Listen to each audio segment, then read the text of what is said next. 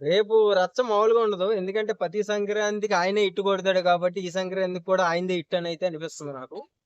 ఎందుకంటే first trailer లో ఏదో ఏంది ఇంత డల్ గా ఉంది ఏంటి అనుకున్నాం గానీ సెకండ్ రిలీజ్ అయిన తర్వాత దాంట్లో డైలాగులు గానీ ఆ బ్యాక్గ్రౌండ్ స్కోర్ గానీ మ్యూజిక్ గానీ నిజంగా చాలా అంటే బాలయ్య బాబు తగ్గట్టుగా కొట్టారు. మ్యూజిక్ కూడా చాలా బాగుంది. అసలు మనం ఫస్ట్ నుంచి అనుకునేది కంటే రేపు మాట్లాడుకుంటాం బెస్ట్ అనిపిస్తుంది. ఎందుకంటే కాగితాలు ఆ రకంగా ఎగురుతుంది. 100% హిట్టేగా ఈ పండక్కి మరొక హిట్. ఏంటి అంతే కాన్ఫిడెన్సా, ఓవర్ కాన్ఫిడెన్సా లేకపోతే ఏంది? నువ్వేమన్నా అనుకో, బలుపు అనుకో, ఏదన్నా అనుకో, అది 100% పక్కా ఈ సంక్రాంతికి బాలయ్య బాబు హిట్ అంతే. ఆ సాంగ్ తోటి కొంచెం నెగిటివ్ వచ్చింది సినిమాకి అంటున్నారు కదా.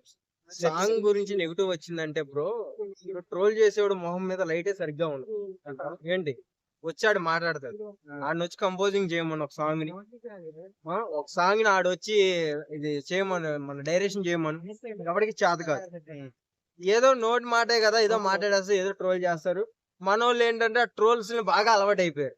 రియల్ వీడియోల కంటే ఆ ట్రోల్ వీడియోలకు బాగా అలవాటు అయిపోయారు కాబట్టి అయ్యే పట్టుకొని ఓకే సినిమా బాగాలేదంటరా, ఇగో ఇప్పుడే చూసా అయిపోయా, ఈడెళ్ళి 10 మందికి చెప్పడం, ఆడెళ్ళి ఇంకో 10 మందికి చెప్పడం, అట్లా అయిపోయింది తప్ప జనాల మైండ్ సెట్ క్లారిటీగా. అసలు గేమ్ చేంజర్ మూవీ కూడా చూసుకుంటే మీరు కథ మాత్రం చాలా బాగుంది, సినిమా కూడా చాలా మెసేజ్ గా ఉంది. కానీ జనాలకి ఎందుకు ఎక్కలేదు నాకు అర్థం కాల.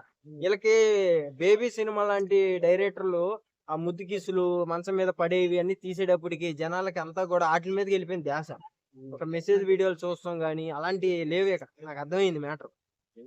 సినిమాలో మంచి మ్యాటర్ ఉంది కానీ దాన్ని ఎందుకు కావాలని ట్రోల్ చేశారో నాకు అర్థం కాల. ఎందుకు బాలేదని స్ప్రెడ్ చేస్తున్నారో నాకు అర్థం కాదు.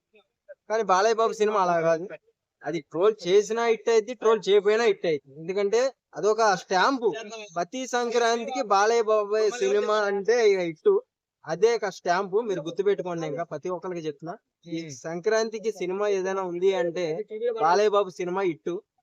ఇది వేడి చల్లార్చుకుంటాకి చల్లగా మీరు వెంకటేష్ సినిమాకి వెళ్ళొచ్చు ఫ్యామిలీతో. ఓకే, అయితే గేమ్ చేంజర్ కొంచెం నిరాశపరిచింది అంటున్నారు కదా బ్రదర్, ఎలా ఉంది చూసావా? నేను చూసిన భయ నాకైతే కథా విధంగా బానే ఉంది. నాకైతే ఎక్కడ బోర్ అనిపించలే. మరి జనాలకి ఎందుకు ఎక్కలేదో నాకు అర్థం కాల. వీళ్ళు కావాలని స్ప్రెడ్ చేస్తున్నారు కానీ సినిమాని, దాంట్లో మంచి కాన్సెప్ట్ ఉంది, మంచి మెసేజ్లు ఉన్నాయి, అన్ని బానే ఉంది. కాకపోతే వీళ్ళకి కావాల్సిందంతా బేబీ సినిమాలో ముద్దుకిసులు ఏంటి రొమాన్స్ వీటిగా బాగా జనాలు అలవాటు అయిపోయారు. అయితే నాకు అర్థం బ్రదర్ అయితే కావాలని ఇదంతా చేస్తున్నారంటావా? అంటే కావాలని నెగిటివ్ రివ్యూ ఇప్పించడం, సో ఇట్లా చేస్తున్నారంటావా? 100%. ఓకే, సినిమా ఒకసారి నువ్వు చూసి మాట్లాడు. సినిమా చాలా ఎక్కడ బోర్ అనిపించలే నాకైతే. ఫస్ట్ హాఫ్ అసలు వేరే లెవెల్, సెకండ్ హాఫ్ కూడా కొంచెం బోరు అక్కడక్కడ అనిపించింది. కానీ ఆ మెయిన్ క్యారెక్టర్ ఏదైతే ఉందో ఆ కాసేపు కూడా మెయిన్ క్యారెక్టర్ ఉంటే గనక హైలైట్ సినిమా. అదొకటే డౌన్, అంతేగాని కథ మాత్రం సూపర్. జనాలు మంచిని సినిమాలు తీసుకోలేకపోతున్నారు. మంచి సినిమానే చెడ్డ సినిమా చేసే రోజుల్లో ఉన్నాం మనం. ఓకే, అయితే ఫైనల్ గా డాకు మహారాజులో బాలయ్య బాబు గారి డైలాగ్ తో, బాలయ్య బాబు డైలాగ్ మనం చెప్పే అంత తొలం అయితే కాదు, కానీ ఈ పండగకి సంక్రాంతికి ఇస్ హిట్ అంతే. దిల్ రాజు గారి గురించి ఏం చెప్తారన్న? Okay brother. ఏముంది అన్నది